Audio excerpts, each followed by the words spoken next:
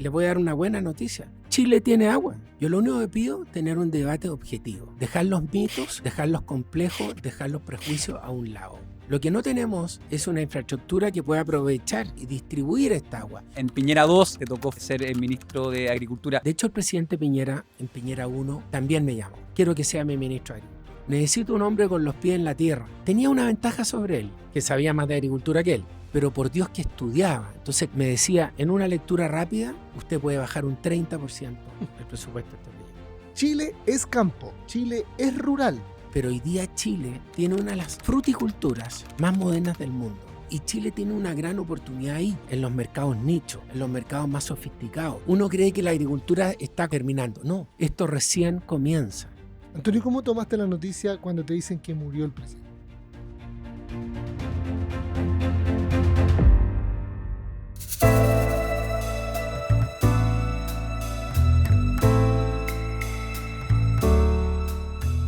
A mí me encantaría que el podcast fuera a hablar de campo, así como el campo. El hombre es de campo, yo soy de campo, yo soy de Curicó, también de Molina. Estáis loco. Mi papá fue alcalde de Molina muchos años. ¿Cómo se llama tu papá? Jaime Villou, Tacardemil. Ah, pero eso me suena. Y bueno, yo tengo campo en Molina. Pues, yo vivo en Maule hace 38 años. O sea, me vine del campo al Ministerio de Agricultura. Pero mis hijos nacieron en el campo y yo llegué el 88 a fundar esta empresa frutícola. Y bueno, me metí en el tema gremial, Fruséptima, Fede Fruta, hoy día CNA. Y me vine al Ministerio del Campo, ¿no? Esa historia es chora, porque el presidente, yo estaba en el campo, me dice, oiga, quiero que sea mi ministro de Agricultura. Oiga, presidente, pero yo 30 años en el campo, no, necesito un agricultor. Y ahí me vine a Santiago y ahora estoy la mitad del tiempo en los campos y la mitad del tiempo en la SNA. ¿Te gusta el campo? Sí, la verdad es que le he dedicado como el 80% a la SNA del tiempo. Pero el paso por el ministerio es bonita, ¿eh? Por si nos tocó el estallido social, la pandemia, mi relación con Piñera, bueno, hay hartas cosas ahí. Chile es campo, Chile es rural. La mayoría de las personas que estamos viviendo en Santiago creemos que Chile es una ciudad, que Chile, el 99% del territorio nacional es rural. Bueno, tengo hartos números de eso. ¿Cierto? ¿Cómo es la composición? Sí. ¿Cómo es la composición de Chile hoy en día? Mira, es que hay varias cosas. De las 345 comunas que tiene Chile, 263 son rurales. Es el Chile rural, Sí. ¿no?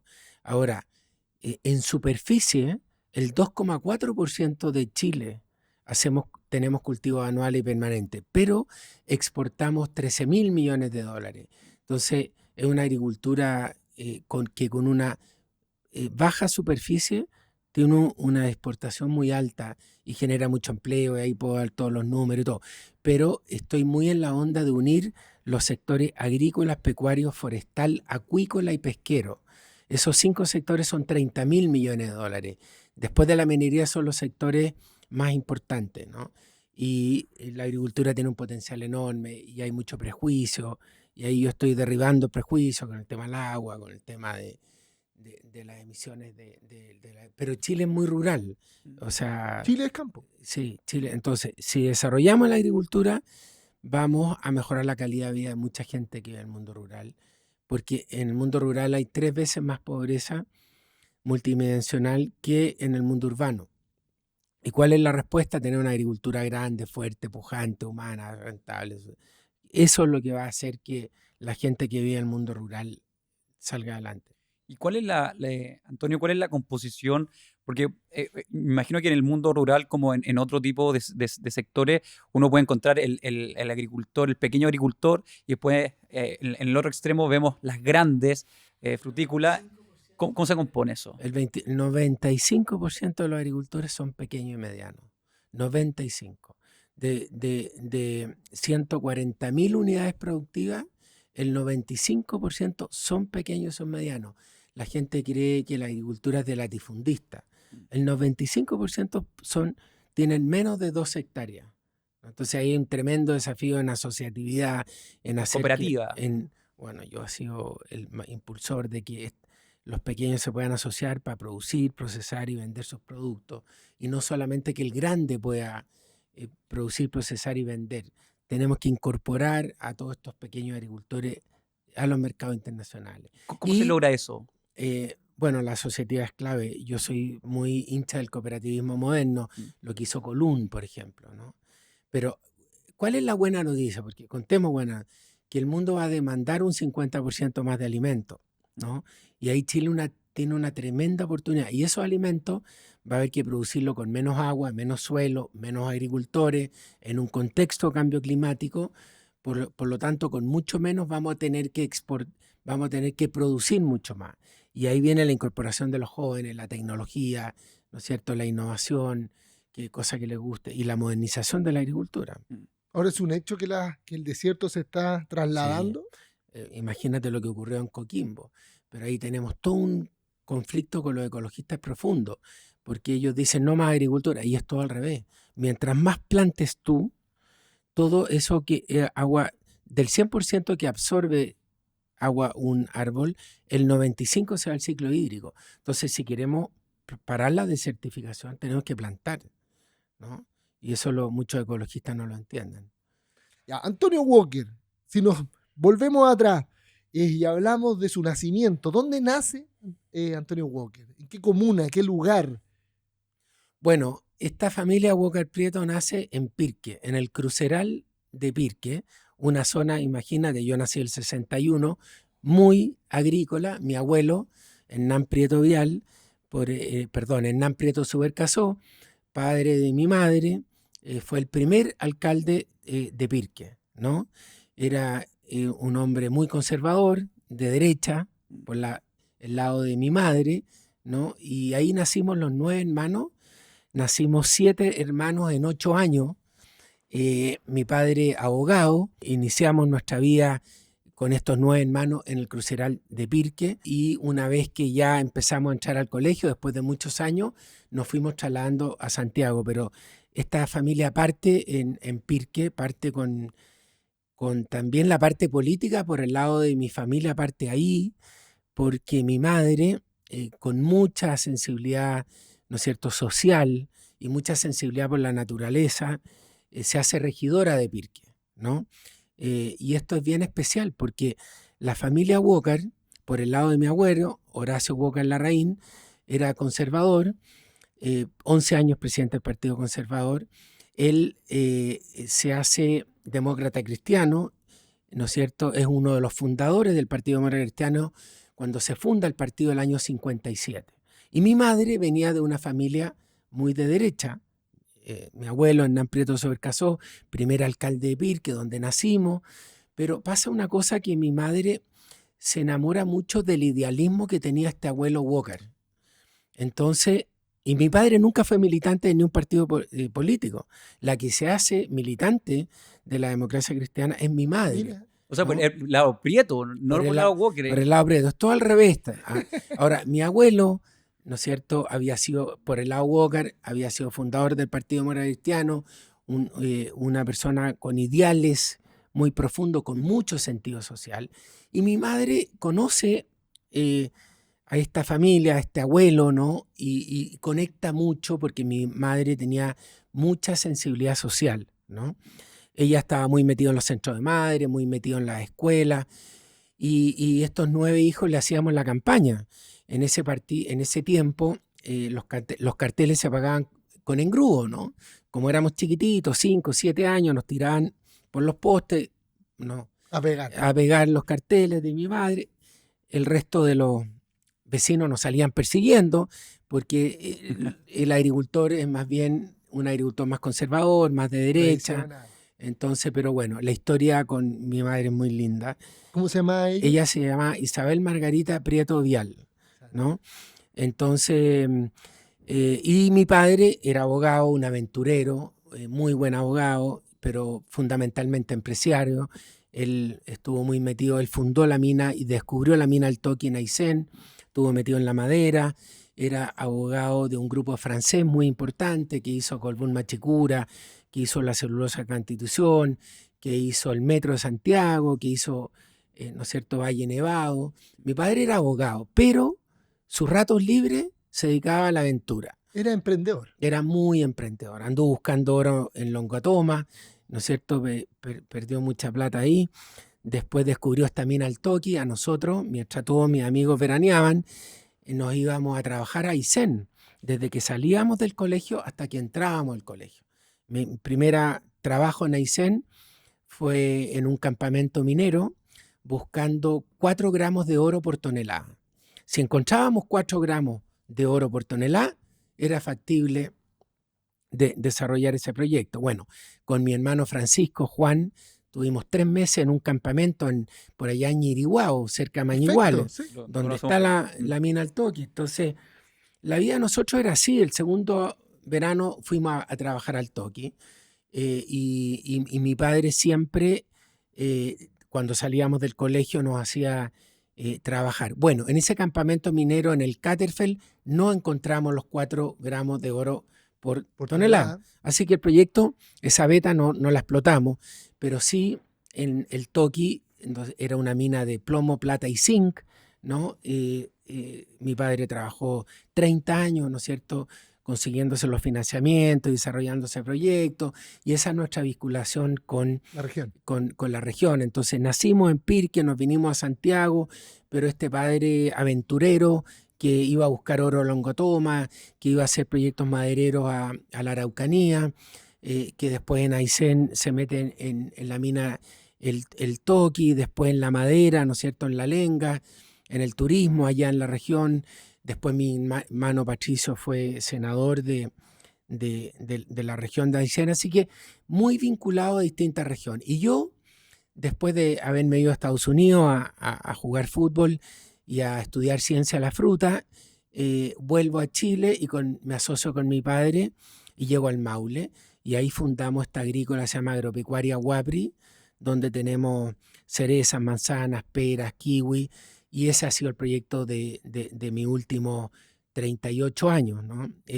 Muy vinculado a las regiones. Después fundé otra agrícola con mi amigo Rodrigo Albontín, ¿no? Que se llama Agrícola Matriz, que también cereza, pera y manzana. Bueno, hay una larga historia agrícola, ¿no? Esta empresa la fundé con mi padre, Agropecuaria Huapri, en Maule, casi 1000 hectáreas plantamos con el viejo, y cuando él muere, yo me asocio con Ramón Achurra, mi hermano se salen del proyecto porque era complicado, ¿no es cierto?, estar en un proyecto tan grande sin el conocimiento de la parte agrícola, y ahí encuentro un gran socio, que es Ramón Achurra, que ha sido un hombre muy tradicional en la historia de la fruticultura chilena. Hoy día es mi socio, ¿no? Rodrigo Albontín, otro socio, ¿no? Y tenemos también una exportadora que es Rucaray, donde está la familia Ortiz, Achurra y yo, ¿no? Tenemos un PAC y una central frutícola, donde está Ramón Achurra y yo, estas distintas agrícolas, con distintos socios. Gracias a que tengo socios, pude tener esta experiencia en la política, hoy día, ¿no es cierto?, en la presidencia de la SNA. Siempre me interesó mucho el tema gremial. Fui presidente de Fruséptima, después presidente de Fedefruta, que es la Federación Nacional de Productores de Fruta, ahora presidente de la SNA por segundo periodo, ¿no? Muy contento de estar viajando por todas las regiones. Ayer estuvimos en Los Lagos, hoy día me voy a la Araucanía, la próxima semana vamos a Arica, ¿no? Y ahí está mi vida hoy día dividida entre el tema gremial, empresarial, y el paso por el Ministerio de Agricultura, que fue muy bonito haber estado 3 años trabajando en el Ministerio de Agricultura como ministro de Agricultura. Antes de seguir con este capítulo, te dejo invitadísimo a ver nuestra plataforma somosrentable.com, el primer crowdfunding inmobiliario donde puedes invertir desde los 15 millones de pesos, donde nosotros coinvertimos en cada uno de los proyectos inmobiliarios que hay en la plataforma y donde desarrollamos proyectos propios. Te invitamos a sacarle mayor rentabilidad a tus ahorros a través de nuestra plataforma. Te esperamos en somosrentable.com y seguimos con este capítulo. ¿Cómo fue ese proceso? Porque tengo entendido que en el gobierno de Piñera 1 hubo algún tipo de acercamiento que no dio buen fruto, y en Piñera 2 sí ya te tocó ser el ministro de Agricultura. ¿Qué es lo que cambia entre Piñera 1 y Piñera 2? ¿Y cómo fue esa aceptación? La gente que nos está viendo muchas veces imagina, oye, te llama el presidente directamente, te llama un asesor. ¿Cómo es la historia para llegar a ser ministro de Agricultura? Bueno, yo conozco al presidente Piñera, siempre había escuchado hablar de él. Mi padre admiraba mucho al presidente Piñera, pero en el mundo privado, ¿no? El presidente Piñera todavía no era senador, como emprendedor, empresario. Bueno, pero la historia mía con Piñera es bien especial, porque yo vengo de la educación técnico-profesional, ¿no? Después me voy a Estados Unidos a estudiar a una universidad que el lema es aprende haciendo, ¿no? Además me fui a jugar fútbol a California. Yo era futbolista de chico. Hay varios temas que sí quiero sacar. Bueno, ¿era bueno para la pelota? Sí, yo jugué en la Católica, en divisiones inferiores. ¿Llegó a jugar en primera? No llegué a jugar en primera, por eso mi gran sueño era jugar fútbol profesional. Cuando era chico... ¿Época Pellegrini? No, era antes. Mi primer entrenador en la Católica fue Manuel Rodríguez Araneda. Tengo en común con Iván Zamorano que los dos tuvimos el mismo entrenador y fue nuestro primer entrenador. Y Manolo, me hice muy amigo de él, me decía, Colorín, yo era bien Colorín, te quiero llevar a primera división, ¿ya? Siempre me dijo, tú tenés todas las condiciones. Pero yo además era muy tenista. Jugué una clasificación para una ATP en Viña, ¿no? Perdí con un argentino. Esto fue como a los 16, 17 años. Me acuerdo perfecto, le iba ganando los dos primeros sets 4-1 y perdí 6-4, 6-4. Bueno, entonces mi formación de chico fue mucho deporte, ¿no? Y hice estos dos deportes. Bueno, y siempre yo soñaba de chico, mientras todos mis amigos estaban pensando a qué niña iban a llamar para salir el fin de semana, yo estaba pensando en qué partido iba a jugar el fin de semana, ilustrando mis zapatos. En ese tiempo se ilustraban los zapatos. Sí, pues los zapatos eran de cuero, los toperoles, ¿no es cierto? Todavía no eran de aluminio. No, después, no eran intercambiables. Después llegaron los toperoles de aluminio que tú los podías cambiar, sí, pues, pero al principio, bueno, no. Entonces, de chico hice mucho deporte, pero fui muy regalón de mi abuelo Prieto. Entonces, muchos fines de semana me iba con él al campo, ¿no? Y ahí nos gustaron los caballos, porque después hice otros deportes más ecuestres. Pero la gracia del fútbol es que me llevó a estudiar a Estados Unidos, a esta universidad, San Luis Obispo, una universidad maravillosa que se llama California Polytechnic State University. Entonces, cuando uno llega allá y no conoce a nadie, de nuevo el deporte me devuelve la mano.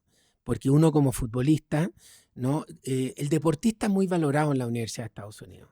Nunca me voy a olvidar cuando llego a la universidad y agarro el diario en la universidad. Yo estaba en primera plana y decía, Walker is the Chilean connection for the soccer team.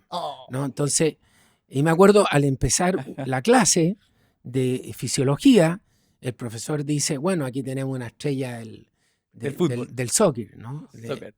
Acá, entonces me hace pararme. Y bueno, el deporte siempre me vinculó a mucha gente, me ayudó mucho, me devolvió la mano, porque gracias al fútbol entré a la universidad, ¿no? Yo de chico tenía una dislexia salvaje. Entonces, cuando tú tienes dislexia de chico, no te meten un segundo idioma. No. Entonces, cuando llegué a Estados Unidos, el deporte me ayudó mucho a vincularme y en la primera prueba me fue muy mal y nunca más paré de estudiar, porque en Estados Unidos, como está solo, era fútbol y estudio. Y algunas otras cosas que no las puedo contar en público. Pero la verdad es que fue una experiencia haber estado 2 años estudiando ciencia de la fruta, Fruit Science Major, se llama lo que estudié, jugando fútbol, conociendo toda la parte agrícola californiana. Fue una tremenda formación. California tiene mucha uva vinífera, hay unas viñas maravillosas, muchos paltos, muchos cítricos, y si uno se va a San Joaquín Valley, se encuentra con una producción de uva de mesa, de carozos y mucha fruta seca, ¿no? Pistacho, nogales, almendro. California es, bueno, y ahí me gusta de verdad la fruticultura, ¿no? Y esa experiencia les podría contar muchas historias. Y perdón, ¿solo de win derecho jugaba? O... No, yo jugaba de 8. ¿Ya? Y me comía la cancha. Era buen 8. Mira cómo me pasó una cosa en Estados Unidos. A ver. Que cuando yo llego a Estados Unidos digo, voy a matar aquí. Soy bueno. Soy bueno. Y estos gringos no saben jugar a la pelota. Claro. Y me encontré con un nivel de estado físico increíble, ¿no? Entonces me di cuenta que no era solo la cosa de pisar la pelota y hacer el túnel, no, había que tener muy buen estado físico. Y esto es verdad, mis hijos siempre me molestan, tengo 6 hijos hombres, muy futbolistas y muy deportistas. Entonces me pongo a entrenar y a salir a rodar todas las mañanas, 6 de la mañana antes de entrar a clase. Y después teníamos las clases, iba a entrenar y de ahí me iba a la biblioteca a estudiar, ¿no? Porque todos estos ramos, Pomology 1, 2, 3, bueno, todo esto fisiología en inglés, ¿no es cierto? Matemática y bueno, era duro, pero la verdad me saqué la mugre, estudié mucho, hice mucho deporte, lo pasé muy bien y yo siempre cuento esta historia porque hace muy bien salir de Chile y conocer, ¿no es cierto?, otro mundo. Y a mí esta Universidad Cal Poly, que el lema era Aprende Haciendo, me marcó mucho y California me marcó mucho porque cuando uno ve esta tremenda producción agrícola, uno dice, ¿por qué Chile no? Y eso me ayudó mucho en mi formación más de joven. Te abrió la cabeza. Sí, y bueno, ahí llego a Chile, me asocio con mi padre, antes trabajé en una exportadora de fruta, 3 años. Me voy al Maule y hicimos un proyecto que es agropecuaria. WAPRI significa Walker Prieto. Agropecuaria Walker Prieto S.A. y plantamos y tenemos unos campos muy modernos, con fruticultura muy modernos, con un sistema de administración muy moderno. ¿Qué año fue eso? Llegué a vivir al Maule soltero, 2 de mayo del 88. ¿Full kiwi? No, estaba el boom del kiwi, tenía buena memoria, porque partimos con el boom del kiwi y nos fue pésimo. Oh. No fue pésimo. Uno siempre cuenta los éxitos, ¿ah? Sí. Pero yo te digo, yo como emprendedor partí con un vivero, con un primo mío que en paz descanse, Juan Pablo Figueroa, perdimos todo en ese emprendimiento. Después, yo siempre trabajando en una exportadora primero, y cuando nos vamos al Maule con mi viejo, el primer campo nos fue mal. ¿Cuál fue el mérito? Que mi viejo era muy valiente y fuimos al segundo campo. Habiéndonos ido mal en el primer campo. Cualquiera se retira. Cualquiera se retira. No nos rendimos. Y en el segundo campo nos fue muy bien, porque plantamos las primeras variedades bicolores de manzana. Todo lo que es Royal Gala, Fuji, Braeburn, Elstar, Jonagol. En ese tiempo habían 2 tipos de manzana, la roja y la verde. ¿Ya? Las rojas eran muy lindas, pero malísimas de sabor, ¿no? Y nosotros introdujimos, yo me fui a Europa, tuve 1 mes y medio en Europa, recorrí toda Europa, todas las estaciones experimentales, viendo cuáles eran los últimos portainjertos, las últimas variedades, los últimos sistemas de conducción, y llegamos a Chile, éramos 7 técnicos, y yo diría, y ahí formamos la Corporación Pomanova, que esas personas revolucionaron, yo diría, la fruticultura chilena. Llegaron los patrones portainjertos clonales, estas variedades bicolores, huertos en alta densidad, sistemas de producción y conducción muy distintos, y ahí formamos la Corporación Pomanova. He estado metido en muchas cuestiones, fundamos también el grupo Frutal y Gestión 2000, 14 empresas que nos juntamos todos los meses a comparar todo lo que hacemos, ¿no? Ahí fundamos Fruséptima. ¿Nunca remolacha? Sí, sembré remolacha, porque partí con cultivos tradicionales, Ya. pero ahí yo como Antonio Walker también tengo un socio que se llama Luis Correa, Tiene que, hartos socios. que era mi administrador, y con don Lucho... Aquí linda historia, a ver, sí, ¿cómo es? no, es que ahí don Lucho, yo llegué partió conmigo, igual que la Anita Zócar, tremenda persona que nos veía los números, Nicolás Ruggeri. Bueno, y con don Luis, en nuestros tiempos libres, no paramos, ¿ah? El campo no para, que en mis redes sociales viene un poco de toda esta actividad. Entonces con don Luis no teníamos plata, empezamos a arrendar suelo y sembramos. Sembramos trigo, sembramos remolacha.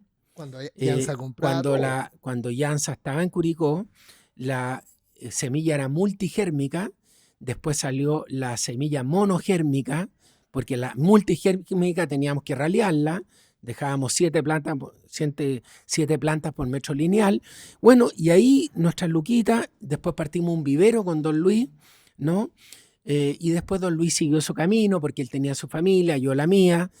Y mientras WAPRI, que son estos 4 o 5 campos, se fueron desarrollando, Yo era el gerente general, don Luis era el administrador general, mi viejo que llegaba, ¿no es cierto? Y nos ponía una ají en cierta parte para seguir pensando en más campo y en desarrollar proyectos agrícolas. Mira, solo para que, hay cosas que ya no se ven en el campo. Arroz tú, No tuve arroz porque el arroz estaba en el Maule Sur y yo estaba en el Maule Norte, perfecto. ¿no? Tabaco, Bueno, no puse tabaco porque nos fuimos a los frutales, pero ya, en la visionario. zona de Cumpeo, de Río Claro, donde estoy yo, había tabaco, ¿no?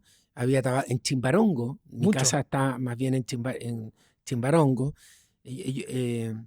Bueno, sí, hay tanta No. historia. Bueno, pero sí sembramos. Entonces todo el mundo me dice, no, es que Antonio es frutero. No, pues yo partí mucho con cultivos, ¿no? Tradicionales, porque tuve frambuesas también. ¿Por qué? Porque Berry. cuando tú plantas, te demoras 3, 4 años en entrar en producción. Entonces, mientras entrábamos en producción, teníamos cultivo, Flujo caja, necesitáis algo. necesitaba que flujo caja. Bueno, tú sabías harto de agricultura. Y las frambuesas son muy rápidas. Sí. Y nos fue muy bien con las frambuesas, ¿no? De hecho, ahí exportábamos con Hortifruit, que Juan Sutil fue Sí. socio de Hortifruit, y entonces pusimos X hectáreas de frambuesa para tener caja mientras íbamos formando los árboles, ¿no? Porque todo el mundo cree que esto es re fácil, ¿no? Y que uno la hizo fácil. Pero la verdad es que nos levantamos muy temprano, nos acostamos muy tarde, y todo esto entre casarse, tener los hijos, ¿no es cierto? La actividad gremial, ¿no? Porque mi viejo era muy patriota, ¿eh? Entonces, esta vocación que uno tiene y tienen mis hermanos en la política, ¿no? Yo digo que no soy político, pero me gusta y la sigo, ¿no? Muy de cerca. Siempre es abandonando un poquito el metro cuadrado de uno y preocupándose un poquito de lo comunitario, ¿no? Siempre fui organizador de cosas.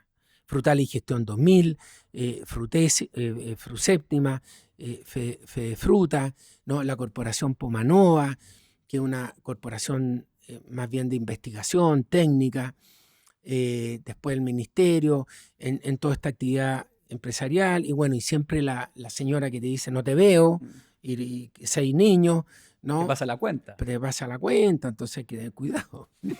A mí hay dos cosas de la agricultura que siempre me han llamado mucho la atención como negocio. Uno es que uno toma decisiones hoy para 4 años más, por lo tanto hay un desfase no menor. Por ejemplo, uno puede decir hace 2 años atrás, me voy a meter la cereza, porque oye, aquí vino un boom, pero ya esa decisión la tomaste tarde. Claro. Eso uno. Y el segundo factor que siempre me ha llamado la atención de la agricultura es que tú puedes ser el mejor del mundo, pero hay factores externos que en otros negocios igual se da, pero en este se da con un factor mucho más fuerte, más alto, que es el factor externo del clima. Oye, te viene una helada y te echó abajo todo y bueno, tú llevaste bien el flujo caja, la variedad bien, pusiste todo lo que tenías que hacer para que funcionara y aún así fracasaste. Bueno, la agricultura es muy desafiante. Como dices tú, dependemos de factores externos incontrolables. Te pongo un ejemplo de este año. Nosotros somos productores de cereza, tuvimos un 10% más de producción, check, ¿no? Tuvimos Temprana. 4% bajo los costos, check. Pero tuvimos un 65% menos de precio, ¿no? Porque hubo una sobreoferta de cereza, había un mucho menor poder adquisitivo en China porque, claro, uno dice China está creciendo al 5,5, chuta, pero uno llega para allá y ve el poder adquisitivo y dice la gente esté consumiendo menos, entonces el precio bajó un 65%. ¿Cuántas veces en cereza 10 días antes de la cosecha no ha llovido y se parte, ¿no es cierto?, la cereza en un 20, 30%? Por eso es muy importante conocer a fondo el negocio. Si tú plantas especies bien adaptadas al distrito agroclimatológico, tienes menos riesgo. Lo que pasa es que al principio nosotros plantamos mucho mirando los precios. Pero, por ejemplo, el kiwi en ese tiempo estaba, me acuerdo, perfecto, $2.80 el kilo. Plantemos kiwi, pero si lo plantas en una zona que no tiene la aptitud, porque no están las temperaturas, tanto del verano como en el El invierno, kiwi necesita frío. el kiwi necesita frío, bueno, muchas cosas. Pero es muy importante la madurez, ¿no? Hemos ido aprendiendo con muchos porrazos, ¿no? ¿Cómo un agricultor común y corriente puede ver eso? En el caso personal mío, nosotros crecimos también un poco en el campo. Mi papá tuvo kiwi, almendro, paltas, pero muchas veces yo sentía que la decisión de plantar una u otra cosa era más bien por conocimiento, el viejo de la esquina, acá, allá, pero ese conocimiento se ha ido digitalizando, se ha ido profesionalizando de alguna forma, ¿o no? Hoy en Mira, día. ¿Cómo yo sí. digo, oye, no sé, en Limache voy a plantar esto porque estos son los indicadores? ¿Se ha elaborado eso, no? ¿Tecnología? Mucho, ¿Sí? mira, mucho. A ver, sabemos, yo partí el 2 de mayo del año 88, ¿no? Los conocimientos que teníamos en esa época eran muy pocos, ¿no? Por eso viajar por el mundo ayudó mucho, incorporar material genético nos sirvió mucho, tanto por injertos, variedad, etcétera. Pero hoy día tenemos una cantidad de conocimiento, la innovación, la tecnología que ha llegado al campo. Hoy día, por ejemplo, tú ya vas a GlobalMed y te hace un estudio climático de los últimos 15 años, todo lo que ocurrió con las pluviometrías, las temperaturas, todo. Entonces, sabemos mucho más, tenemos mucho más información. Entonces, el margen de error hoy día es muchísimo más bajo a lo que teníamos hace 20 o 30 años. Hoy día, si tú eres súper profesional y trabajamos en forma súper técnica, el margen de error bajó muchísimo. Hoy día sabemos cuáles son los portainjertos, las variedades, sabemos lo que ocurre en cada uno de estos distritos climatológicos de Chile, porque están los satélites, ¿no? Está toda esta información. Entonces creo que el margen de error hoy día bajó muchísimo respecto a lo que hacíamos antes, que era prácticamente una aventura. Tú te tirabas a la piscina sin saber cuánta agua tenía, ¿no? Pero hoy día Chile, yo te diría, tiene una de las fruticulturas más modernas del mundo. Chile tiene hoy día una de las producciones de leche y de carne más sustentables del mundo, ¿no? Lo que estamos haciendo en agricultura, tanto en fruticultura como en producción de carne, la genética que tenemos, la calidad en pastas que tenemos, la sustentabilidad de la producción de carne y leche, es muy increíble. Ahora, ha disminuido la superficie de los granos. Tuvimos 800.000 hectáreas, hoy día tenemos 470.000 hectáreas. Ahí dependemos si hay guerra o no hay guerra. Exacto, pero ayer, ponte tú, fuimos a hacer una alianza con los salmoneros. Fíjate que las dieteras salmoneras se abastecen mucho de grano de Canadá, Estados Unidos. Bueno, tenemos la Araucanía ahí, tenemos los ríos ahí, tenemos los lagos ahí. Produzcamos este grano acá. Fíjate que en esta alianza, que ayer con el Consejo Salmones, Loreto Siguel, los agricultores de estas regiones, firmamos un acuerdo, pudiéramos sembrar 200.000 hectáreas más y alimentar nuestros salmones desde Chile. Y no ser tomador de Y peso no, afuera. claro, traer los granos de Canadá y tan lejos. Bueno, entonces yo creo mucho en esta agricultura. Creo que esta agricultura puede crecer muchísimo más si hacemos las cosas bien, ¿no? Con buenas políticas públicas, ¿no? Solo necesitamos de la buena política para soltar las amarras, para poder, ¿no es cierto?, explotar el cobre, el litio, las tierras raras, todos estos metales, estos minerales no metálicos, ¿no? Todo lo que viene en energía renovable. Hay que leer 2 libros de Joaquín Lavín, Las 10 tendencias y Chile ahora qué, ¿no? Porque estamos muy burocráticos, estamos con mucha permisología y Chile tiene muchas ventajas comparativas, ¿no es cierto?, en lo que hemos nombrado recién, y mucho futuro en la agroindustria. ¿Por qué? Porque el mundo va a demandar un 50% más de alimentos en los próximos años, ¿no? Y esos alimentos los vamos a tener que producir con menos suelo, con menos agua, con menos agricultores, en un contexto de cambio climático, Tenemos ahí el gran desafío de adaptarnos al cambio climático, de ser parte de la mitigación del cambio climático, ¿no? Y por eso tenemos que derribar muchos mitos y mucho prejuicio. Tenemos un debate pendiente con ecologistas más profundos, ¿no? En que veamos tanto lo que emitimos en CO2 como lo que capturamos, veamos el balance de lo que hacemos. Muchas veces está en primera página solamente lo que emitimos. Bueno, hay todo un desafío país maravilloso. Impresionante que a veces uno se pierde en la economía global y uno ve Microsoft, Apple y distintas compañías que son gigantescas, quizás son las que hacen más ruido y sus valorizaciones en la bolsa, pero al mismo tiempo uno ve dueños, por ejemplo, el mismo Bill Gates de Microsoft, que compra y compra y compra tierra y compra granjas y uno empieza ahí a decir, oye, ¿y por qué este gallo que obviamente por el lado tecnológico hace mucho ruido, pero entre comillas silenciosamente compra granjas y compra granjas en Estados Unidos? Si no me equivoco, debe ser de los propietarios que tienen más hectáreas en Estados Unidos productivas. Y ahí yo creo que efectivamente va muy en la línea de lo que tú estás planteando, que aquí hay una oportunidad gigantesca de hacer crecer este negocio. Bueno, yo he seguido a Bill Gates, me impresiona la mirada que tiene, y de ahí salen muchas cosas. Esto de tener una agricultura sustentable, productora de alimentos saludables, ¿no? Alimentos saludables. Porque para la salud de las personas hay tres cosas bien importantes. Uno, tratar de manejar y evitar el estrés, que es muy dañino, los ejercicios, el deporte y la alimentación, ¿no? ¿Cuántos problemas médicos evita una buena alimentación? Entonces, Bill Gates yo creo que está viendo eso, esto de que el mundo va a tener el 2050 9.700 millones de personas, ¿no?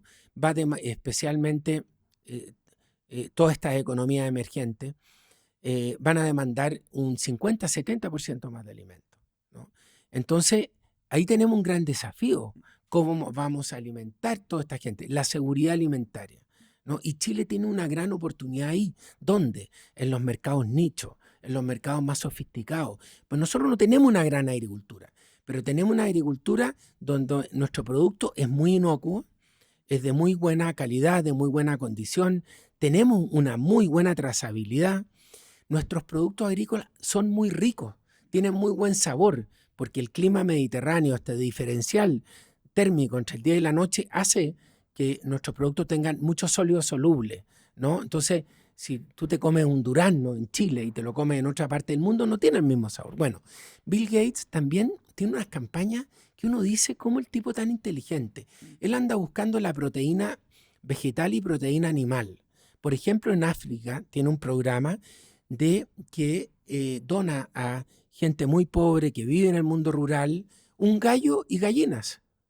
¿Por qué? Porque se multiplican muy rápido, ¿no? Y tiene la proteína del huevo, ¿no? Imagínate eso para combatir el hambre. Entonces tú en tu propia caserío, en tu propia casa, tienes alimentos propios. Bueno, entonces yo creo que si hacemos las cosas bien, todo este sector agrícola de la producción primaria, agroindustrial, ¿no es cierto?, tiene mucho futuro, ¿no? Entonces, tenemos que avanzar hacia la asociatividad, romper el individualismo. Chile, el 93% de los agricultores son pequeños y medianos. Si ellos se asocian, van a poder producir, procesar y vender sus productos, integrarse verticalmente a los mercados, tener una masa crítica, bajar sus costos, ¿no? Entonces, uno cree que la agricultura está terminando. No, esto recién comienza, ¿no? Y hay un factor o un recurso que es clave, que es el agua. Y tuvimos un proceso constituyente bien complicado, bien errático, sobre todo al principio. ¿Cómo se soluciona el tema? Quizás ni siquiera sea un problema, quizás sea simplemente algunas banderas de algunos grupos políticos que la levantan y hacen más ruido, pero el tema de los derechos al agua, o más que los derechos al agua en sí, cómo el recurso del agua se puede poner a disposición o se puede seguir poniendo a disposición para que el país crezca, produzca, se desarrolle? Bueno, este es un tema central. Yo lo único que pido es tener un debate objetivo. Dejar los mitos, dejar los complejos, dejar los prejuicios a un lado. Yo los tuve en el Ministerio de Agricultura. Alguien dijo, el ministro de Agricultura tiene 29.000 litros por segundo. ¿No? Mentira. Fake news. ¿No? Entonces, yo invito al país a tener un debate objetivo respecto del agua. Para que la gente entienda, el agua que está en un río es un bien nacional de uso público. ¿De quién es esa agua que está en el río? Del Estado de Chile, es del país. ¿Qué hace uno como particular? Solicita un derecho de aprovechamiento de agua. Derecho de aprovechamiento de agua. O sea, solicita X litros por segundo, ¿no? Para poder regar. Y tiene que aprovechar esa agua. Tal código de agua, nos demoramos 11 años en sacarlo. Fue un gran logro, lo firmó el presidente Boric, que muchos gobiernos hemos trabajado en eso. Tenemos un código de agua. ¿Qué dice el código de agua? Es un bien nacional de uso público. Uno solicita un derecho de aprovechamiento y ese derecho de aprovechamiento tiene un valor, ¿no? ¿Por qué tiene un valor? Porque el sector privado hace todas las obras de riego, las compuertas, ¿no es cierto? Todo lo que es canalización, etcétera. Las juntas de vigilancia administran esa agua. Entonces, hay una alianza público-privada. Entonces, hay un código de agua recién promulgado por el presidente Boric. Ahí están las reglas del juego. Pero mira estos números. Vierte al mar un 80% del agua. Vierte, no se pierde. Vierte, porque el ecosistema marino necesita de agua dulce, ¿ok? Pero ¿el ecosistema marino necesita el 80% del agua? No, ¿no es cierto? Si nosotros aprovecháramos el 20% de esa agua, 20% de esa agua que vierte al mar, pudiéramos duplicar la superficie de riego de Chile, ¿no? ¿Para qué necesitamos hacer? Necesitamos embalse, necesitamos desaladora, necesitamos infiltración de acuíferos, necesitamos el trasvasije de aguas, ¿no? Entre lugares donde hay agua hacia lugares donde no hay agua. Ya tenemos el código de agua, que es un gran avance, que ahí están las reglas del juego, ¿no es cierto? Entonces, necesitamos urgentemente volver a construir las grandes obras de riego, ¿no? Chile tiene 32 embalses, tiene 24 desaladoras donde producen 10.000 litros por segundo, ¿no? Necesitamos más desaladoras, pero nos demoramos 8 a 13 años en una desaladora. Solamente la permisología de un embalse son 13 años de estudio y después 30 años de construcción, ¿no? Entonces, nosotros como generación estamos al debe en esto, porque los embalses que se han hecho lo hicieron antepasados nuestros, ¿no? Entonces, necesitamos urgentemente volver a tener una política, ¿no es cierto?, de construir estas grandes obras de riego. Chile, le voy a dar una buena noticia. Chile tiene agua, ¿no? Lo que no tenemos es una infraestructura que pueda aprovechar y distribuir esta agua.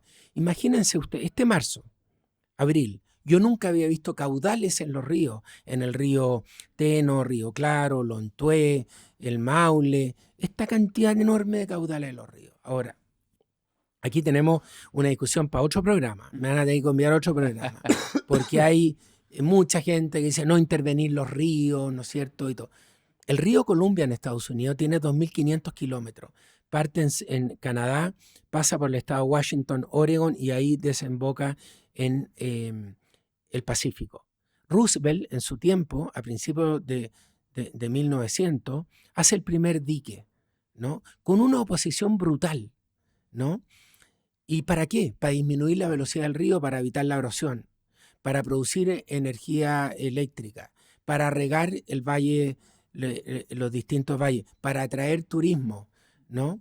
Entonces, hoy día el río Columbia, 2.500 kilómetros, tiene 14 diques y los afluentes tienen 400 diques y se produce energía, hay una cantidad de agricultura enorme, hay turismo, ¿no? Se hace bien esto. Estos diques tienen corredores donde los peces pueden subir, bajar, ¿no es cierto? Llegó el turismo, ¿no es cierto? Son navegables. Entonces, aquí uno dice, oye, hagamos un dique en un río y queda la escoba, ¿no? y el río está con una caja enorme, está absolutamente erosionado, ¿no? Entonces, yo invito aquí a una discusión objetiva, técnica, sin prejuicio. ¿Y qué hace la agricultura con el agua?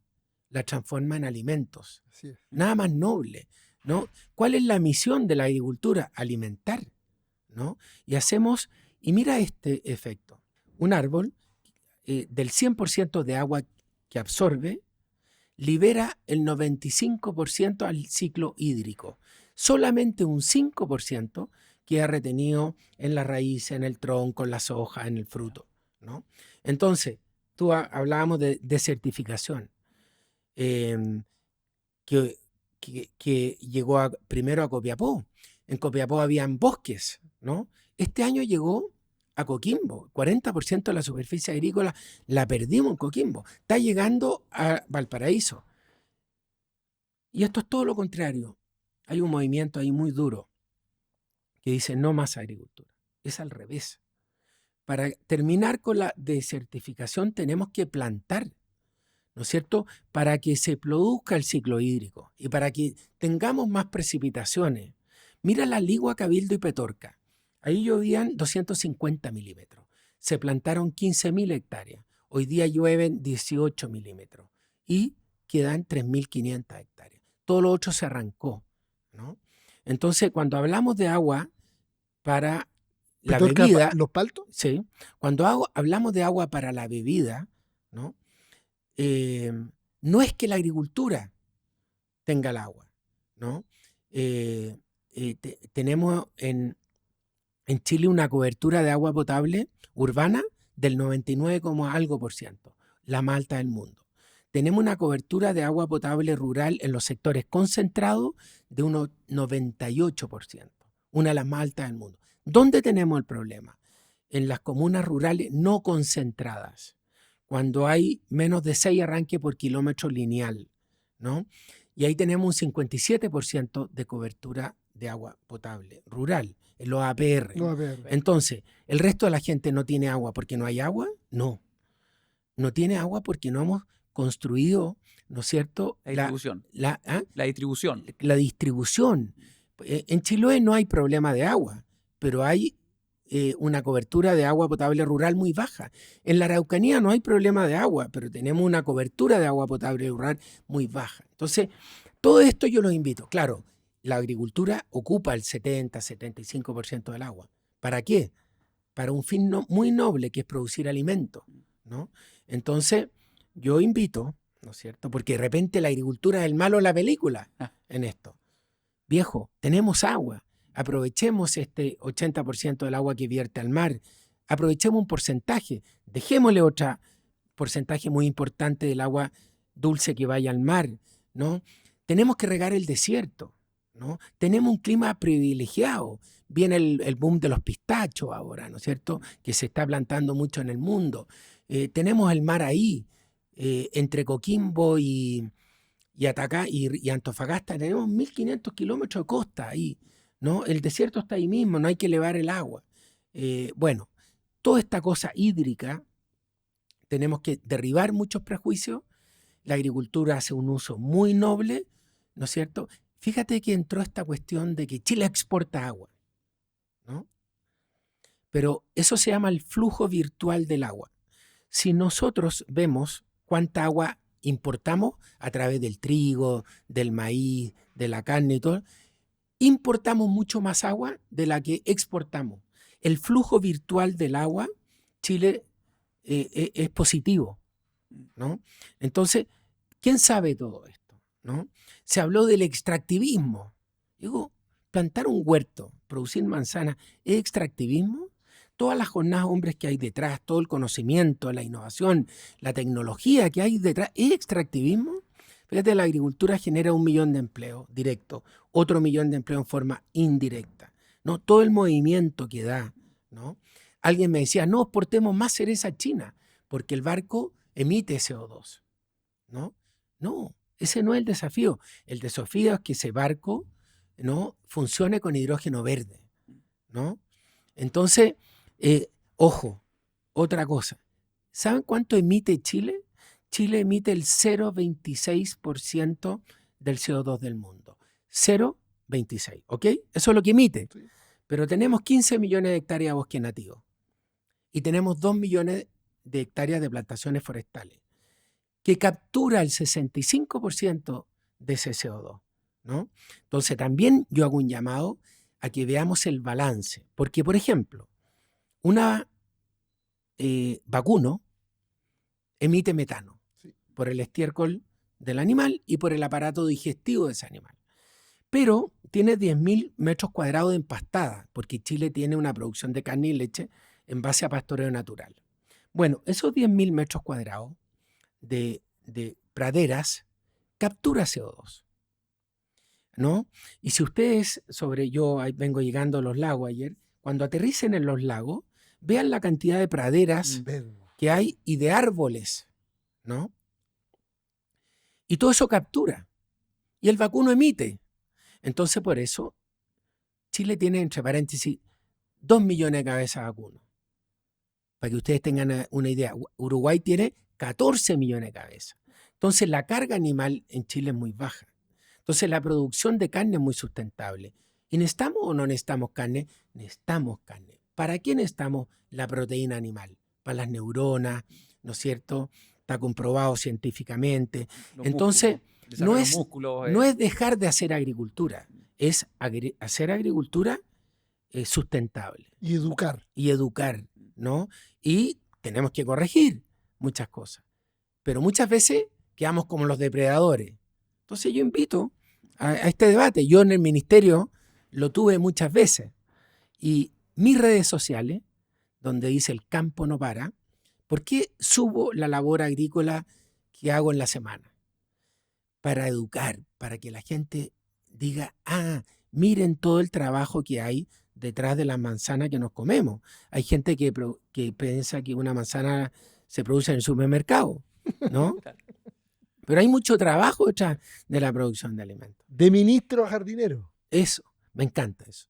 Claro, porque la gente te ve como ministro, ¿no es cierto?, encorbatado, pero toda la vida hemos estado en el campo, ¿no? Y uno al día siguiente que sale del ministerio se va al campo. Bueno, yo dije, me voy al campo y no me meto más en temas públicos y estoy de presidente de la Sociedad Igual Nacional de tira. Agricultura. La sangre tira. Claro. Oye, Antonio, volvamos al llamado, que no sé si fue el llamado del presidente para ser ministro de Agricultura. No terminamos esa historia. ¿Cómo Sí. fue? ¿Qué pasó? Mira, La historia, o los Walker debe ser de las familias más políticas en Chile como grupo familiar y más tirado un poquito más hacia el centro de izquierda, y este era un gobierno de derecha. Entonces, ¿cómo fue eso?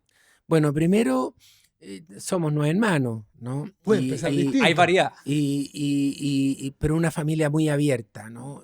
Los domingos en la mesa se conversaba de deporte, de religión. Mi viejo era muy comprometido con la iglesia. Y se conversaba mucho de política y de otras cosas también. Y había mucha libertad, ¿no? Porque veníamos de una familia muy amplia, ¿no? Por estos antepasados que siempre han estado metidos.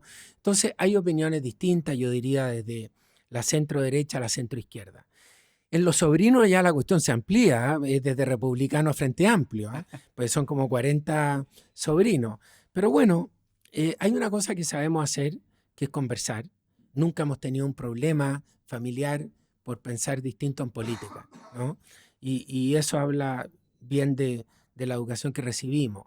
Además que, bueno, les contara los almuerzos familiares. Bueno, Tienen que ser larguísimos. claro, y yo cuando era presidente de Fedefruta y en Piñera 1, de hecho el presidente Piñera en Piñera 1 también me llamó, ¿ya? Pero yo estaba muy metido para otra cosa, ¿no? Pero estaba muy metido en el campo y no estaba lo suficientemente maduro y la empresa estaba muy verde y no pude y no era el momento. Pero yo seguía en el campo, entonces, y le presenté un trabajo en Piñera 1 del futuro de la fruticultura y le encantó. Me dijo, este trabajo está muy bien hecho. Cosa que nunca me dijo cuando fui ministro de Agricultura. Entonces me dijo, este trabajo está muy bien hecho. Y ahí seguí en contacto. Bueno, y me fui al campo, seguí en toda mi actividad gremial y en Piñera 2 yo lo ayudé en la campaña. Yo, entre paréntesis, soy muy admirador del presidente Piñera, de su trayectoria democrática, ¿no? Las historias familiares son parecidas, porque él viene de una familia muy humanista cristiana también, ¿no? Y con el tiempo ha ido transitando hacia la centroderecha, ¿no? Que a mí me ocurrió lo mismo, ¿no? Y yo voté por los 3 primeros gobiernos de la Concertación y después me fui transitando hasta yo hoy día me siento independiente de centro derecha, muy admirador del presidente Piñera, porque trabajé mucho con él. Bueno, estaba en el campo con mi hijo Martín, que lo había ido a matricular a la universidad, a estudiar agronomía en la Católica, y de repente veo un llamado, esto debe haber sido ya el presidente electo, esto fue en enero más o menos, y números conocidos, oiga, lo llama el presidente Piñera, yo pensé que era broma, ¿no? Y me dice, Antonio, sí, presidente, quiero hablar con usted. Y se me cayó el teléfono, ¿no? Y no lo podía encontrar, ¿no? Porque estaba... Entonces hablé como a 50 centímetros del teléfono toda la conversación. Oiga, y mi hijo Martín es testigo. Y me dice, oiga, quiero que sea mi ministro de Agricultura. Necesito un agricultor, me dijo. Necesito un hombre con los pies en la tierra. Y usted tiene esas características. Necesito un hombre ejecutivo, me dijo. Porque él venía de Harvard, yo venía de una educación aprende haciendo, muy hijo de la educación técnico profesional, ¿no? Tenía una ventaja sobre él, que sabía más de agricultura que él, pero por Dios que estudiaba, entonces competíamos en los conocimientos, ¿no? Y bueno, no dudé, le dije que sí, ¿no? Era un gran, para mí, orgullo, honor. Bien increíble, porque en mi familia han habido 3 senadores. Ignacio, mi hermano, fue ministro de Relaciones Exteriores, yo ministro de Agricultura, de distintos mundos políticos. Es bien bonito, yo creo que mi viejo estaría bien orgulloso, porque siempre nos inculcó el servicio público. Bueno, y tuve 3 años en el ministerio, ¿no? Y ahí siempre un idealismo más mío, dije me quiero ir de candidato constituyente porque quiero que la agricultura sea parte de esta nueva constitución, ¿no? Y por paridad que afuera, ¿no? Hice una campaña después de estallido social, en pandemia, con toda la gente en la calle, pero había este sistema de paridad, ¿no es cierto? No resultó, pero yo estaba muy contento. Yo te diría que los 3 años de mayor realización personal en mi vida ha sido los 3 años en el Ministerio de Agricultura. Recorrí todo Chile, el campo no para, ¿no? Dijimos en la pandemia, el campo no para, a Chile y a los chilenos no le van a faltar alimentos. Todas las semanas nos reuníamos con los gremios, con los camioneros, con mi amigo Arturo Guerrero de La Vega, con la gente de Nueva York, con mi amigo Froilán Flores de las ferias, con la gente de los supermercados. Elaboramos un protocolo muy rápido para que estábamos en cosecha, acuérdense cuando llega la pandemia, nunca paramos de cosechar. Los agricultores implementaron este protocolo muy rápido y a Chile nunca le faltaron alimentos, el campo no para nunca, por eso ahí viene el dicho. Y hacíamos reuniones todas las semanas con toda la cadena abastecedora de alimentos, seguimos exportando, me dediqué mucho a eso y me dediqué mucho, ¿no es cierto?, al tema de los incendios, me tocó ¿no es cierto?, el estallido social, también grupos ecologistas durísimos, ¿no? Ser agricultor para muchos era un delito, ¿no? Es tan ridículo porque Sí. un profesor puede ser ministro de Educación, un ingeniero civil puede ser ministro de Obras Públicas, pero no agricultor, hay mucho prejuicio ahí, bueno, pero creo, voy a decir una cosa que no la iba a decir, pero la voy a decir porque uno siempre queda, en la academia estuvimos muy bien evaluados como equipo, ¿no? La agricultura no era normal que estuviéramos dentro de los 3 ministerios mejor evaluados, ¿no? Tuvimos mucho tiempo entre los 3 ministerios mejor evaluados. Gracias a todo este equipo que formamos, muchas mujeres jóvenes, ¿no? Y formamos un equipo joven. El ministerio tiene 12 servicios, 16.000 personas, tanto Chile, ¿no? Así que fue una experiencia increíble. Y trabajar con el presidente Piñera, una escuela que no me voy a olvidar nunca. Una cosa, yo llegaba con un proyecto, lo había leído entero. El proyecto costaba 100. Me decía, en una lectura rápida, usted puede bajar un 30% el presupuesto de este proyecto.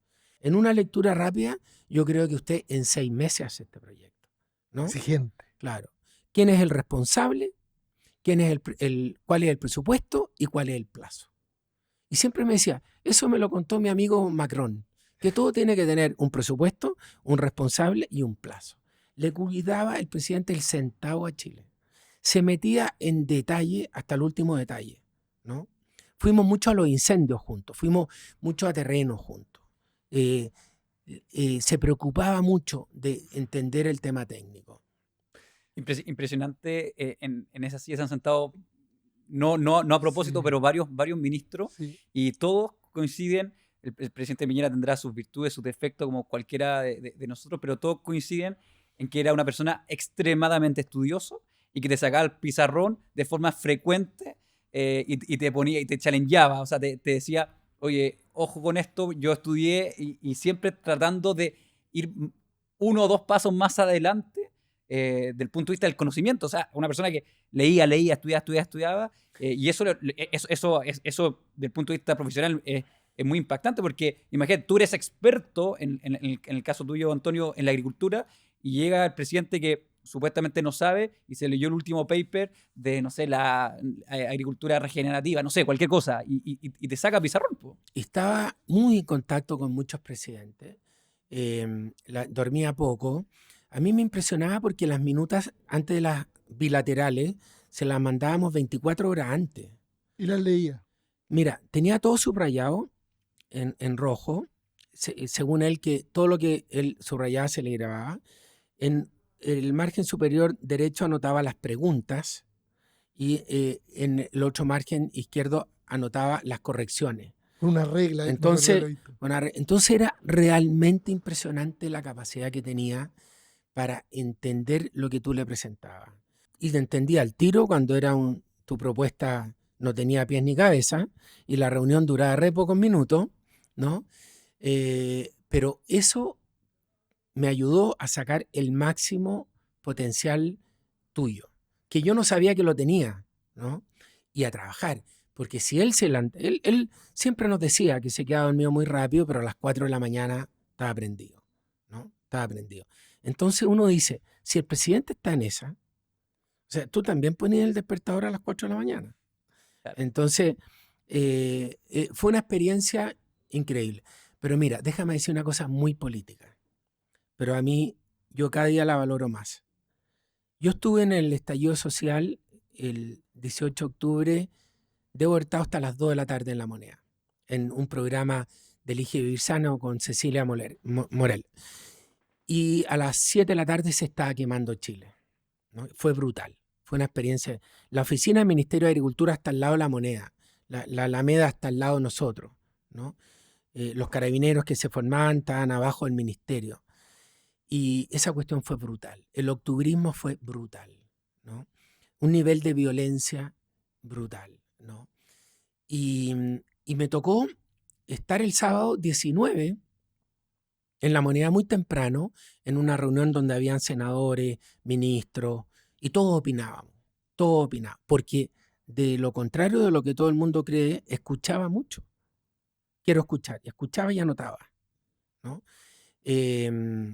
Preguntaba mucho, sabía a quién preguntarle, y habían opiniones en esa mesa de la A a la Z, ¿no?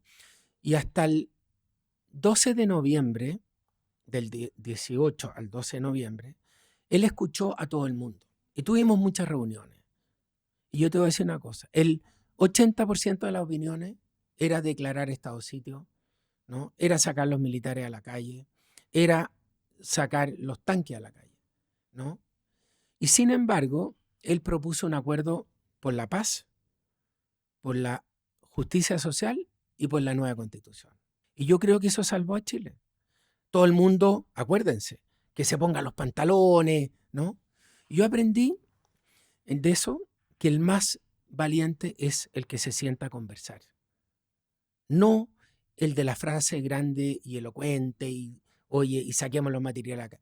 Si en ese estallido social hubieran muerto 300, 400 personas, te digo, en Chile hubiera habido una guerra civil, ¿no?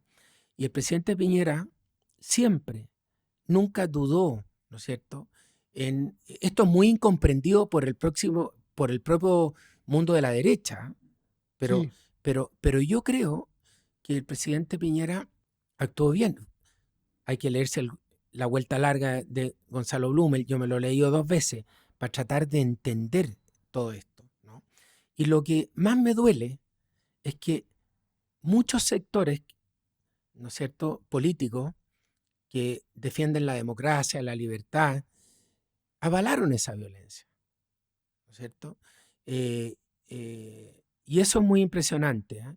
Porque hoy día hablan de, ¿no es cierto?, con mucha autoridad, de la importancia y la defensa de la democracia, la libertad, ¿no es cierto? Pero el presidente Piñera en eso tuvo una conducta intachable, ¿no? Ejemplar del punto de vista democrático.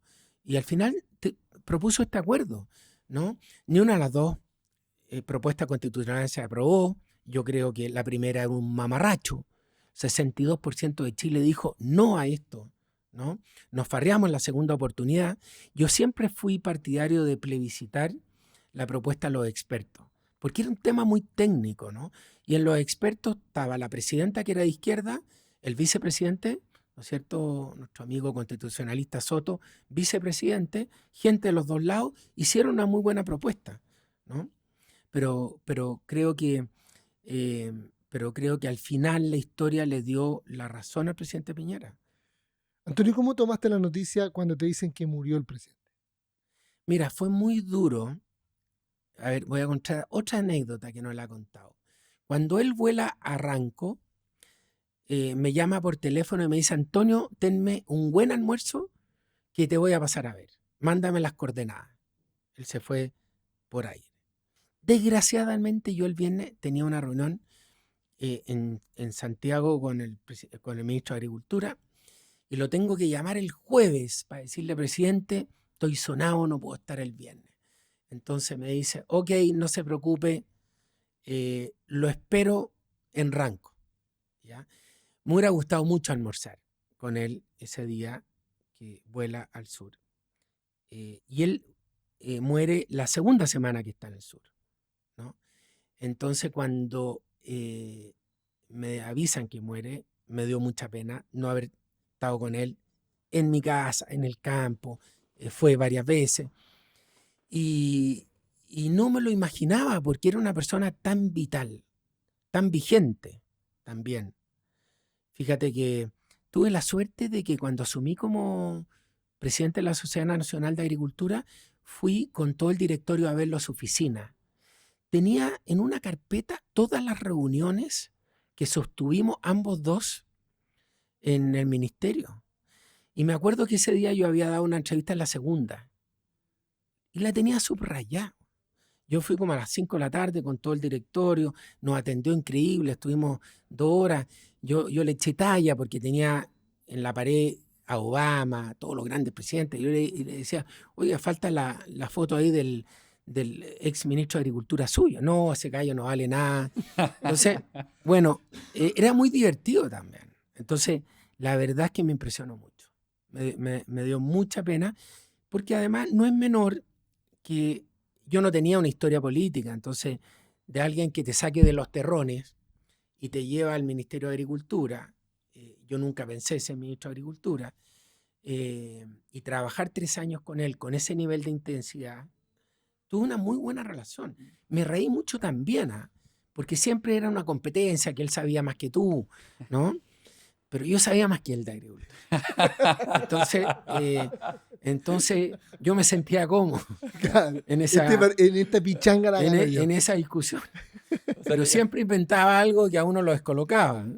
Yo tengo dos preguntas muy cortitas, a ver si lo puedes resumir, Antonio. Es, muy cortito, porque aquí esto va para un capítulo entero, pero son dos temas. Uno, la cereza, qué es lo que pasó en breve, y después el tema de los pistachos, de que efectivamente hay un boom y se habla mucho de eso, que creo que la gente podría estar interesada. ¿Cómo respondería esas claro. dos preguntas de forma Sí. breve? Mira, la industria de la cereza, lo que ha hecho no lo ha hecho ni una otra industria en Chile. 82.000 hectáreas, 3.500 millones de dólares, 130 millones de cajas exportadas, 350.000 personas trabajando en esa industria. O sea, imagínate el tremendo impacto económico y social que ha tenido para Chile. Tercer producto de exportación, para que nos ubiquemos, cobre, salmones, Wow. cereza, ¿no? Eso es la cereza. Cuando tú me habláis del boom del kiwi, el kiwi era un boom de 12.000 hectáreas, pero aquí estamos hablando de 82.000 hectáreas, de 3.500 millones de dólares. Entonces, ¿qué ocurre? 60% aumento de oferta. Menor demanda, porque había menos poder adquisitivo, el precio baja un 65%. ¿Ya? Y una calidad y condición muy heterogénea de Chile, porque hay más de 300 exportadoras, ¿no? Yo creo en esta industria, fue un desastre la temporada. Ahora, lo positivo, los chinos se comieron todo lo que mandamos. Muy bueno. Entonces, ¿qué creo yo? Este año nos juntamos SNA, Frutas de Chile, Fedefruta, me alegro, Fedefruta, Frutas de Chile, hermano, y sacamos una norma de exportación donde vamos a restringir calibre, Qué bueno. el CAT2, ojalá algunas variedades. Entonces, creo que vamos a tener un producto mucho más homogéneo. Este año, el año nuevo chino, mucho más tarde. Y yo confío en que no vamos a tener nunca los precios que tuvimos históricos, pero sí ya tener un precio razonable para que el cultivo tenga una rentabilidad razonable. Ahora, ¿cuál es mi mensaje? No dependemos de China, dependemos de nosotros. Si nosotros somos capaces de tener un producto más homogéneo, de buena calidad, de buena condición, ¿no? Ponernos de acuerdo como industria, ¿no?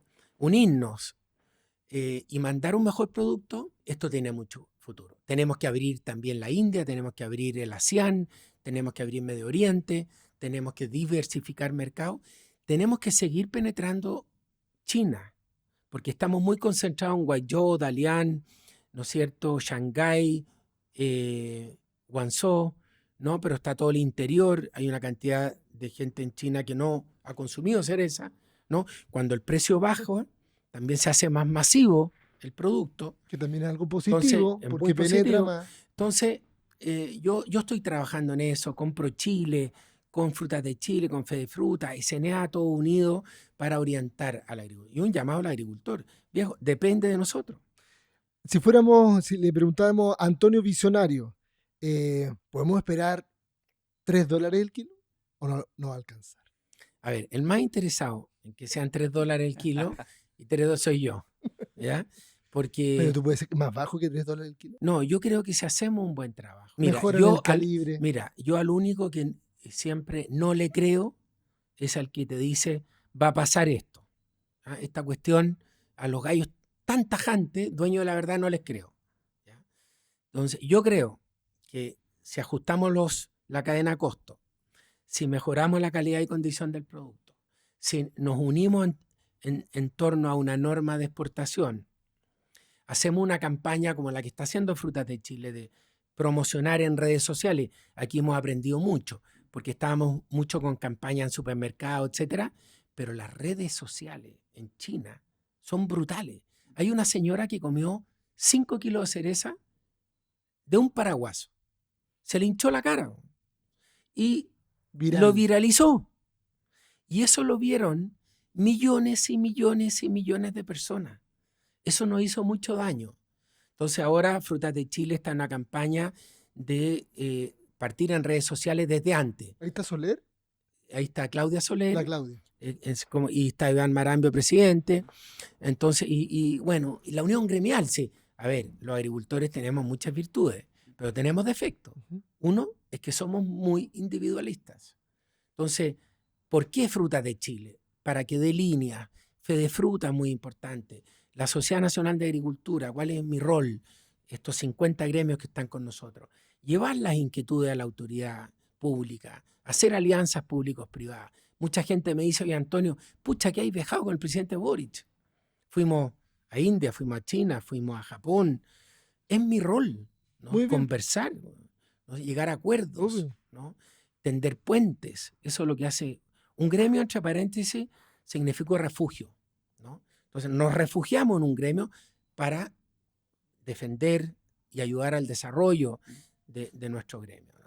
Y con la banca también me imagino que también hay que fortalecer. Sí. Tiene que haber quedado algunos quiebres, porque yo ahí desconozco las cifras, pero hay muchos agricultores que quebraron y las inversiones no eran menores. Entonces, también hay ahí un tema con la banca que me imagino que también se está trabajando. Bueno, la banca, yo me río porque hablo mucho con ellos, somos socios, ¿no? Son duros nuestros amigos, ¿no?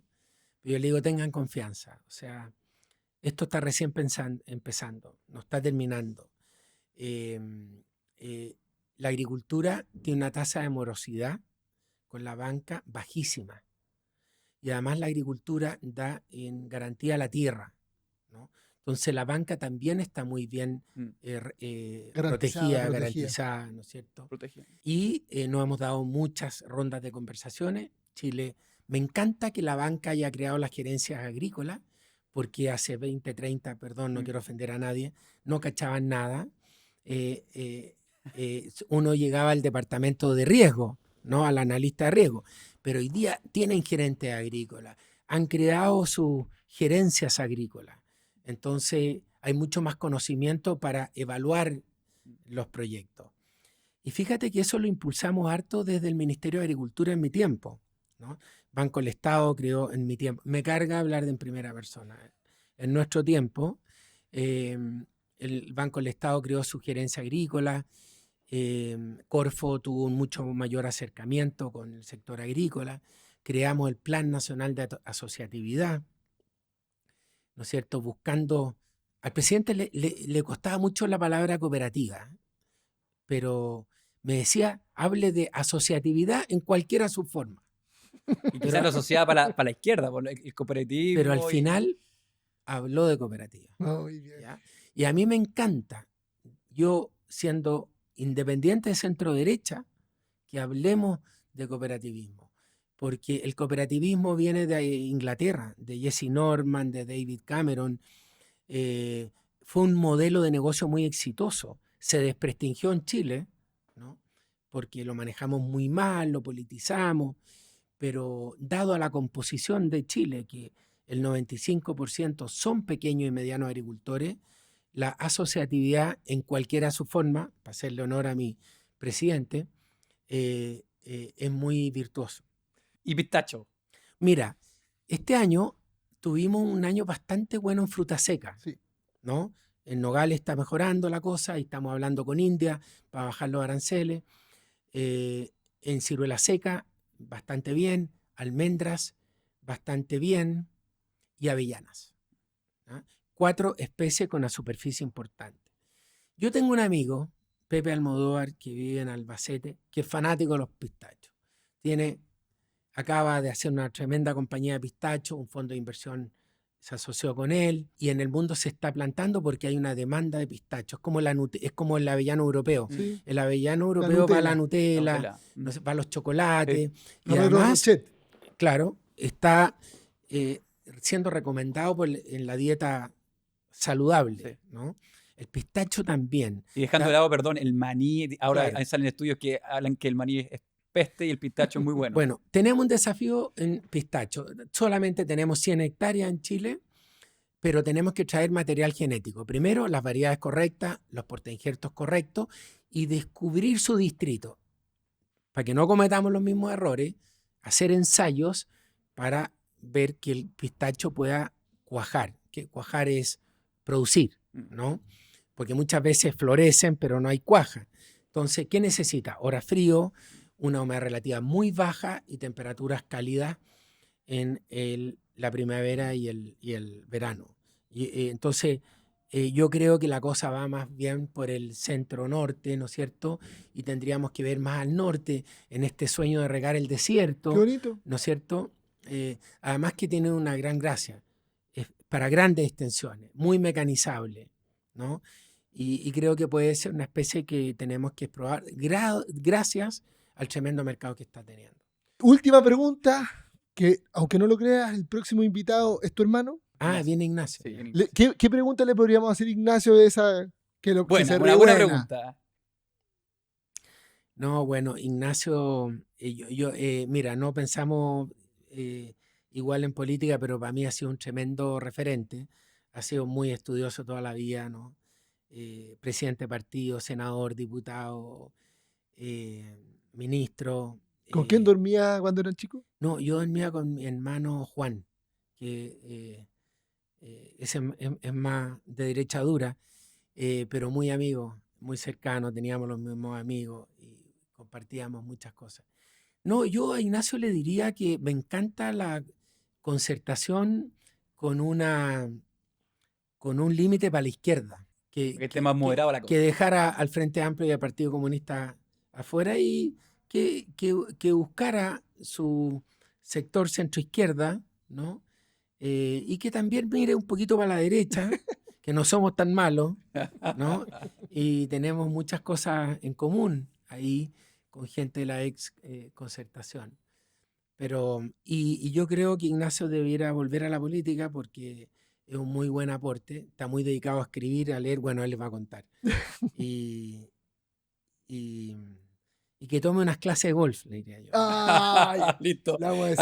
Ahí lo terminaron de repasar. Vale, ¿Ah? vale. Antonio, agradecerte por esta invitación. Oye, tremenda conversación. Mucho que sacar en limpio. Hartos agricultores que no se la pierdan porque los datos están, pero súper bueno. Gran manejador de cifras. Muy O sea, bueno para la cifra. realmente y yo lo digo, o sea, genuinamente, cuando Antonio dice, yo sé Sí, más que Piñera en agricultura con esta entrevista, o sea, Me no queda tengo más que ninguna claro. duda, porque No, efectivamente... pero hice trampa porque para conversar con el presidente Piñera había que llegar muy informado. Y la verdad es que he estudiado harto, porque el dato mata el relato, ¿no? Y por favor, llamado, ¿no? Dejemos los complejos, los prejuicios al lado, ¿no? Los mitos, ¿no? Hay mucha fake news. Objetivemos la discusión. ¿Y por qué he estudiado los números? Porque, bueno, otro dicho del presidente Piñera, no me diga lo que usted cree, deme el dato. ¿Ah? Entonces, también, bueno, y llevo hartos años estudiando esta cuestión, pero muy importante objetivar la discusión. Me encantó. Súper. Muchas gracias, Antonio. A todos que nos siguen en redes sociales y atentos. Muchas gracias. Si Dios quiere, nos vemos en el próximo capítulo. Así es. Muchas gracias a ustedes. Estamos. Súper bueno. Oye, muy Oh.